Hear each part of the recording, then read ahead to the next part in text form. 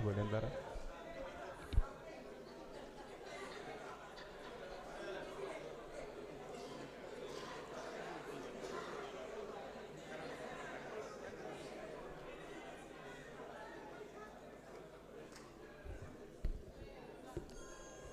Monsieur le Président, je vous remercie. Monsieur le ministre de l'Intérieur, de la Sécurité publique, Madame la Secrétaire d'État, chers collaborateurs du ministre, chers collègues, salam aleykum wa rahmatullah, waa service législatif ak administration bi maa ngi leen nuyu. Monsieur le Président,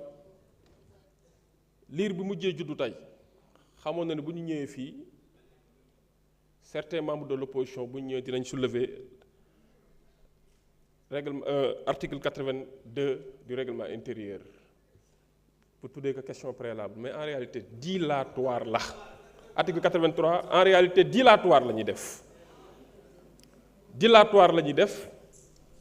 parce que seen objectif mooy soit ñu bloquer travaux yi wala ñu téye ñu fi ba minuit te loolu du jàll bi ci des mooy le président rappelé na que léegi le règlement intérieur a été respecté scrupuleusement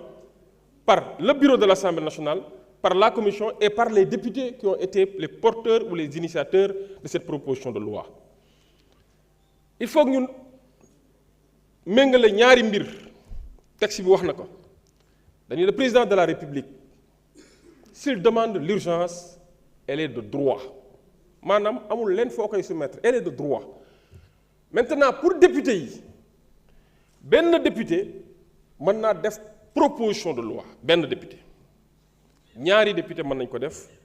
comme 120 députés wala 165 députés mën nañ ko def mais dañ ñi la bu fekkee dañoo bëgg ñu jaarale ko procédure d'urgence il faut au moins le 10e de l'Assemblée nationale ñoo koy signé boo xoolee 17 députés ñoo ko signé jox ko bureau bi ñu examiner ko juger de la recevabilité saisir le président de la République mu joxe avis et même président de la République ci avis am waxul ne dañoo violer li nga xam ne mooy règlement intérieur dañoo violer li nga xam ne mooy procédure d'urgence kon pour man lii suñu collègue bi soulevé léegi amul pertinence amul cohérence objectif bi ou but poursuivi principalement c'est de retarder nos travaux beneen bi ma wax leen ko nag ñu bañ a tomber dans le piège li ñuy def nii ce n'est pas du tout extraordinaire c'est une affaire ordinaire comme toutes les autres affaires qui ont l'habitude à être examinées ici certes ça participe au renforcement de notre vitalité démocratique mais xam nga le mérite de notre législature mooy lan c'est vrai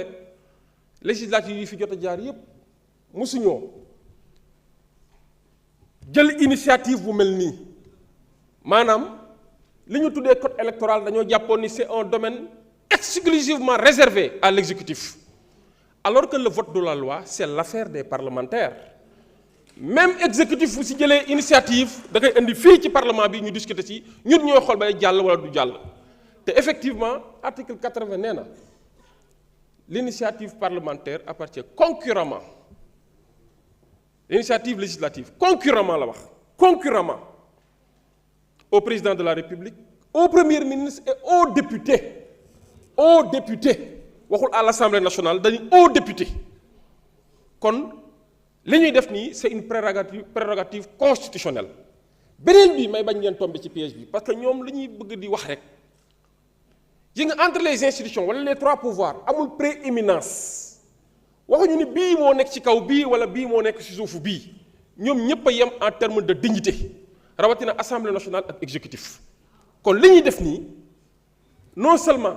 constitution bi dañu respecté règlement intérieur nañu respecté mais également suñu vis-à-vis mooy le peuple sénégalais ñuy taxaw ndax ñun mat nañ li ñu doon wala ndax ñun dañoo nekk benn instrument de validation des desiderata des uns et des autres te assemblée nationale yooyu fi amoon amatu fii assemblée nationale bii dina jël ay responsabilités am constitutionnelles am responsabilité politique am et ses responsabilités étatiques assumer que devant le peuple devant l'histoire et devant la postérité je vous remercie. Merci beaucoup monsieur le rapporteur.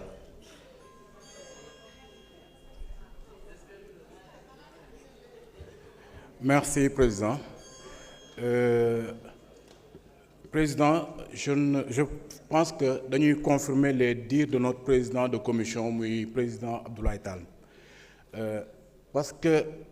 la personne qui est venue soulever cette question préalable faisait partie des personnes qui étaient présentes lors des commissions, des travaux de commission. Et pourquoi soulever au Kofofu? C'est-à-dire, dañuy ñaan ñu bàyyi la politique politicienne bu ñuy def bu ñu caméra yi tàkkee ñu taxaw fii di politique pour wane wala pour fësal.